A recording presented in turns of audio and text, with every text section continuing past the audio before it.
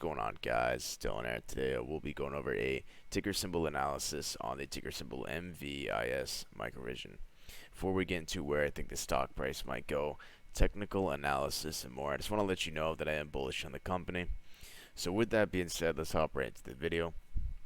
So you do see right away that we did enter the pre-market of yesterday with this ascending triangle, which I did mark up in my last video. We did actually break to the upside of that, and we did get a nice jump of 6% in the price, where we did break that $30 psychological level, which I did have marked up. Right, we broke over that, and that was good. We had a nice little run, but then we had a big bearish engulfing, right? And then we came down and we tried to set a low off this support, right? And the support was previous resistance right here and over here. Right, and in the past we had a tendency to, make resistance support right here. We did that, right? So we failed to do that, and we just kept going down until the point where we actually set a lower low, right? And a lower high, another lower low. Lower lows and lower highs is the definition of a downtrend, right? That's not what you want to see your stock doing if you're bullish, right? So then we had a bear flag, and then we did break down from that. Fell into a descending wedge, which we did break out of to the upside, ran up $1, and then we kind of traded a little sideways, and we're coming back down to test this support line.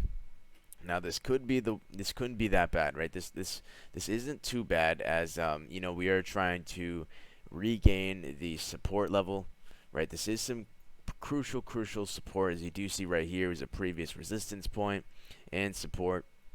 Right, so we will be keeping a watch on that, as this kind of was one of the breakout points, that $20 range, right? To be specific, that 1920 is the low. Keep an eye on that 1940 as well. So, if say we do set a low here, right, then we set a low, and then we continue to march up the chart, right, and then we go set a high, right, then we would have stair stepping, right? If we continue that manner, then no matter how little the progress is, as long as we're maintaining lower lows and lower highs, that is the definition of of an uptrend, right? So that's what we want to see happen. As right away when we got that indicator that we failed to do that around here, we just started seeing significant selling pressure, as the shorts finally got what they want, right? As there was so many shorts shorting the stock beforehand, that definitely lost a lot of money and definitely contributed to a nice squeeze, and still could, but as of right now, the short sellers are making a lot of money on this stock. Okay, so I want to see a higher high and higher low set, right? Well, that's, if you're bullish on the stock, you're buying the stock, you're holding the stock, that's what you want to see, right? If you're bearish, the opposite. So if we do breach this support, say we come down this pre-market with some very intense selling pressure, and we go down, we consolidate, and eventually we trade sideways out of this support. Well, after that, you'd be looking at that,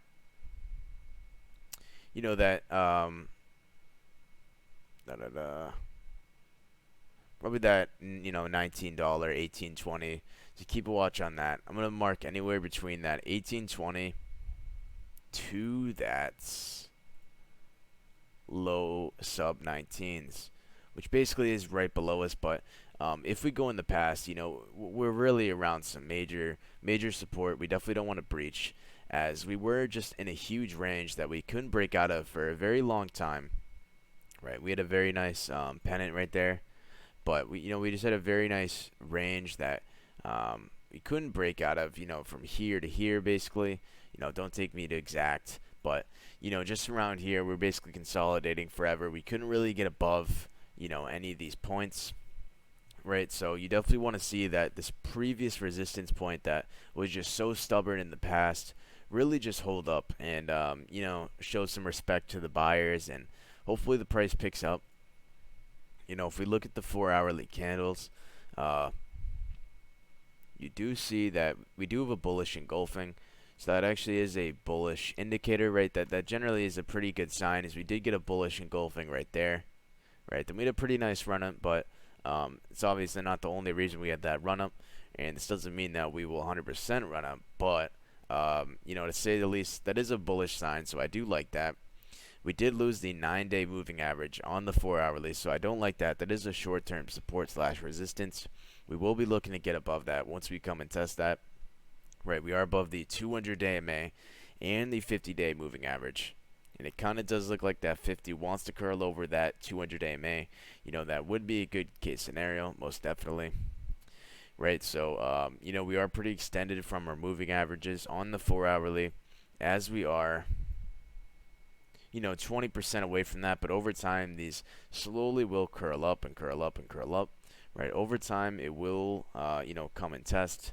So that's what I have to think about the moving averages. It looks good that we're below them. Right, the RSI indicator that was extremely overbought. Basically, this indicator, if you don't know, was basically screaming to sell the whole entire time of this whole run-up. That's why you always can't take the RSI indicator to, you know, whole heart, as sometimes, you know, due to context, you know, it really can just run way past, you know, what's normal for the price to maintain when the RSI is at these overbought levels. So the RSI is at 56.30, which is actually where I want my stock to be at. And it kind of is snapping out in an upwards trajectory, which I do like. I want to see us maintain that slowly snapping out. Right, it does look like we're threatening a bear cross right now, though. So if we do get a bearish cross, that definitely won't be good. We'll see tomorrow if that happens. Right, if we have a green day, it definitely will revert. If we get a red day, it definitely will be a bear cross, probably. Right. So, you know, we're far away from our moving averages. Those will curl up over time. The RSI is reset. If I go to the daily, you know, just a big red wide bar. I definitely don't got to do any technical analysis on that. It's just a big sell bar, you know. But what we do see is that we did drop down in volume. We approximately gave up around, like, you know, 25% of that volume. If we continue to decrease in volume, that won't be the best case scenario for the stock, in my opinion, right? But it still definitely does have short squeeze potential. But, you know, we'll have to wait on that. I definitely want to see more volume pump in.